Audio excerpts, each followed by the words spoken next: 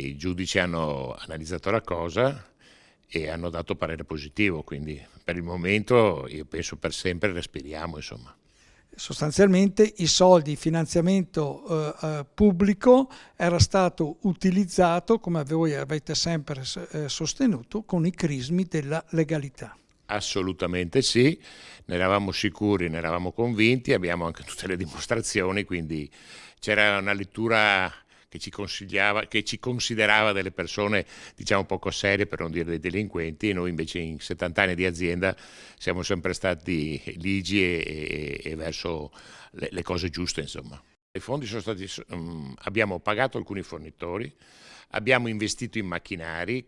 e abbiamo pagato le nostre consociate estere che lavoravano per noi, lavoravano per Renault, lavoravano per Peugeot, quindi era il pagamento di fatture tutto regolare, neanche un euro alla famiglia, ai soci, a nessuno.